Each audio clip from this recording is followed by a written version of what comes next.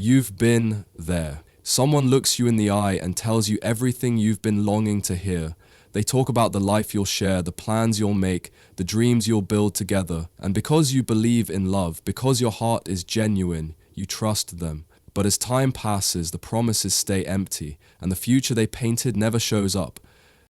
That's when the confusion sets in. You start asking yourself if you misunderstood, if you asked for too much, or if something's wrong with you. But the truth is, this wasn't about your worth, it was about control. It's called future faking, and it's one of the narcissist's favorite weapons. They don't give you a future because they never intend it to. They give you words to keep you hooked, while they take everything they can. Your empathy makes you a natural target for future faking.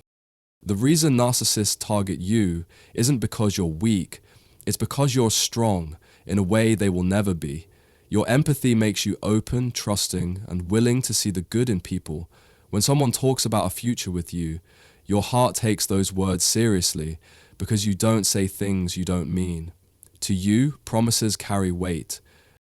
But to a narcissist, those same promises are nothing more than bait.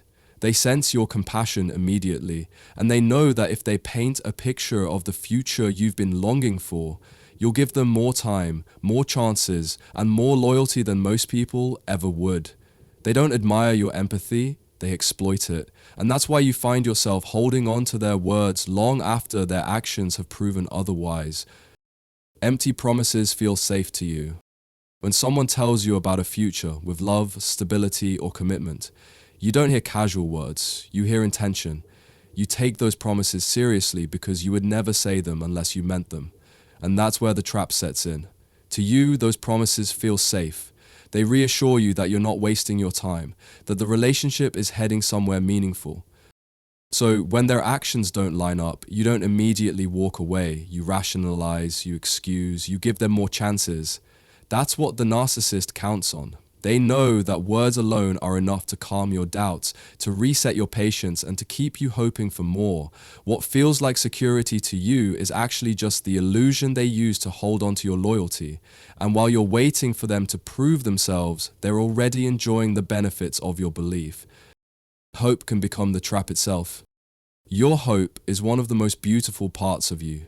It's what makes you believe in people's potential, what makes you patient and forgiving.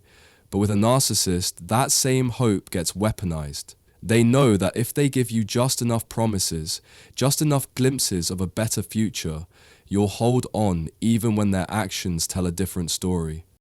You convince yourself that the next chapter will be different, that if you just stay loyal a little longer, the future they described will finally appear. But instead, that hope becomes the chain that keeps you tied to them. Every time you feel doubt creeping in, you silence it with the idea of what could be rather than what is. And that's how they trap you. Not by delivering on their promises, but by keeping you hooked on the dream of a future that will never come. Someday often means never. When a narcissist says someday, it doesn't mean what you think it does. To you, it sounds like commitment, like a plan that just needs time to unfold. You picture the trips, the milestones, the future they promised, and you hold on because you believe in their words. But to them, someday is nothing more than a stall tactic. It's a way to keep you invested without ever delivering anything real. They know that as long as you're holding on to someday, you'll wait. You'll stay patient, you'll excuse their lack of action, and you'll keep giving without demanding proof. The reality is someday often translates to never. It's a promise that was never meant to materialize, only meant to keep you hooked while they take what they want in the present. That's the cruel truth. The future they keep dangling isn't delayed. It was never coming at all. You start questioning your worth instead of their intent. This is where the manipulation cuts the deepest. Instead of looking at their broken promises and recognizing the pattern of deception, you turn the blame inward. You start wondering if maybe you're the problem, if you're asking for too much, if you're not patient enough, or if somehow you don't deserve the love and future they promised. That self-doubt eats away at you because your empathy makes you more likely to carry responsibility that isn't yours.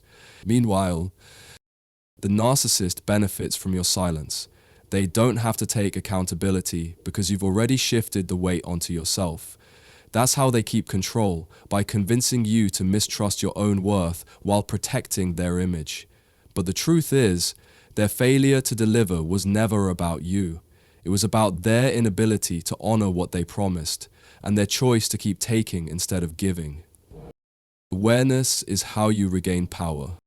The moment you see the pattern for what it really is, everything shifts. You stop replaying their words in your head and start comparing them to their actions, and that's when the truth becomes undeniable.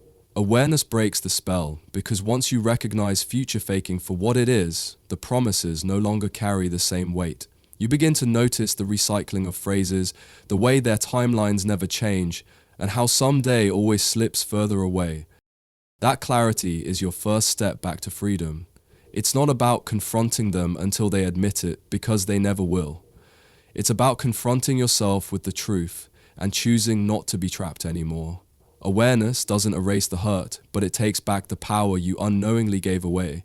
And with that power, you can finally draw boundaries that protect your heart instead of leaving it in their hands. Healing begins when you choose self-respect over their illusions. The hardest part of letting go isn't walking away from the narcissist, it's walking away from the future you thought you were building with them. That dream felt real because you believed it with everything in you, even when their actions never matched their words. But healing starts the moment you choose self-respect over their illusions. It's when you decide that you'd rather face the pain of truth than live inside the comfort of a lie. By honoring yourself, you reclaim your time, your energy, and your sense of worth. You stop waiting for someone to become who they promised to be, and you start investing in who you are without them. That choice is not weakness, it's the deepest act of strength. Because choosing yourself means breaking the pattern for good, and it's in that decision that real healing begins. Boundaries are self-protection, not rejection. For so long, you may have felt guilty about setting limits, as if saying no meant you were being cold, unkind, or selfish. But boundaries aren't rejection, they're survival. They're the invisible lines that keep your heart safe from people who only take and never give. A narcissist will always try to blur those lines, because the moment you start saying, "This is where I stop," their control slips away. That's why they push, guilt trip, and twist your words to make you feel wrong for protecting yourself. But the truth is, boundaries are an act of love, not just for yourself, but for the life you're building. They allow you to step out of manipulation and into peace. The right people will respect them, the wrong ones will disappear, and either way, you win. Because protecting your heart will always be more important than keeping someone who is only hurting it. Future faking leaves you carrying a weight that was never yours to hold. It tricks you into waiting for a life that was never coming, and makes you question your own worth instead of seeing their deception. But the moment you recognize the pattern and choose yourself over empty promises, you begin to heal. Setting boundaries isn't selfish, it's survival, and the right people will never be threatened by them. If this spoke to you, subscribe and come back for more reminders that you're not alone in this. But let me ask you one thing. When someone's actions don't match their promises, will you keep waiting for someday, or will you protect your heart and walk away?